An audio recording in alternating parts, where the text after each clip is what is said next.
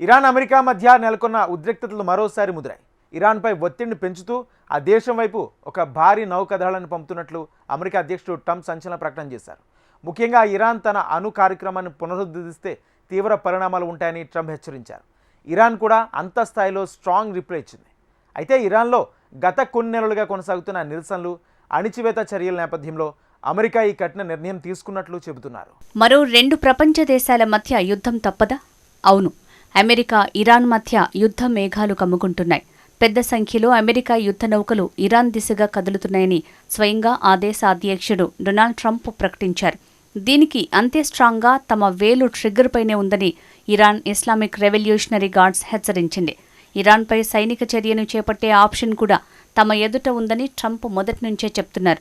ఈ క్రమంలో తాజాగా మరోసారి ఇరు దేశాలు పరస్పర హెచ్చరికలు చేసుకోవటం ప్రపంచ దేశాల దృష్టిని ఆకర్షించాయి.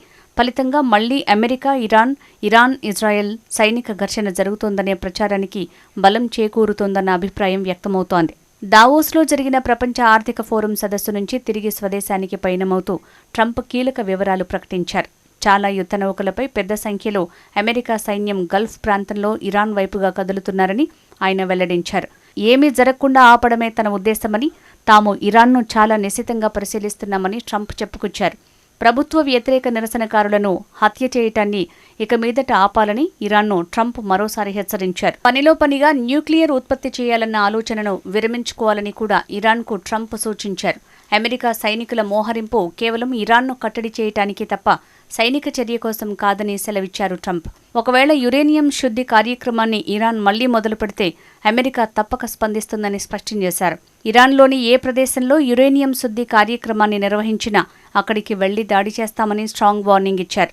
తన హెచ్చరికల తర్వాత దాదాపు 840 మంది నిరసనకారులను ఉరితీయటాన్ని ఇరాన్ ఆపిందని, ఇదే పంథా ఇక మీదట కూడా కొనసాగించాలని సూచించారు ట్రంప్. ఒకవేళ ఆ నిరసనకారులను ఇరాన్ ఉరితీస్తే గతంలో ఎన్నడూ చూడని తీవ్ర స్థాయి దాడిని ఇరాన్పై చేస్తామని ట్రంప్ హెచ్చరించారు. ఇరాన్ యురేనియం శుద్ధి ప్లాంట్లను ధ్వంసం చేస్తామని తేల్చి చెప్పారు. యుద్ధ విమానాలతో కూడిన యుఎస్ఎస్ అబ్రహాం లింకన్ యుద్ధ నౌక, పలు గైడెడ్ మిసైల్ డిస్ట్రాయర్లు త్వరలోనే పశ్చిమాసియా ప్రాంతంలోకి చేరుకుంటాయని అమెరికా రక్షణ రంగ అధికారులు వెల్లడించారు. పశ్చిమాసియా ప్రాంతంలో ఇప్పటికే మోహరించిన అమెరికా సైనిక స్థావరాలు, సైనిక దళాల రక్షణ కోసం గల్ఫ్ సముద్ర జలాల్లో ఈ అదనపు గగనతల రక్షణ వ్యవస్థలను మోహరిస్తున్నట్లు చెప్తున్నారు. ఒకవేళ సైనిక ఘర్షణ మొదలైతే ఇరాన్ క్షిపణి దాడుల నుంచి తమ సైనిక స్థావరాలకు రక్షణ కల్పించేందుకే ఈ ఏర్పాట్లు చేస్తున్నట్లు ట్రంప్ ప్రకటించారు. ట్రంప్ హెచ్చరికలకు ఏమాత్రం తలొగ్గేది లేదని ఇరాన్ స్పష్టం చేస్తోంది. గల్ఫ్ సముద్ర జలాల్లో అమెరికా సైనిక కదలికలను సునిశ్చితంగా పరిశీలిస్తున్నామని ఇరాన్ ప్రభుత్వం చెప్పుకొచ్చింది. తమ వేలు ట్రిగ్గర్ పైనే ఉందని Iran IRGC commander Mohammad Pakpour warning ఇచ్చారు. తప్పుడు అంచనాలతో ఇరాన్పై దాడులు చేస్తే తీవ్రస్థాయిలో విరుచుకుపడతామంటోంది.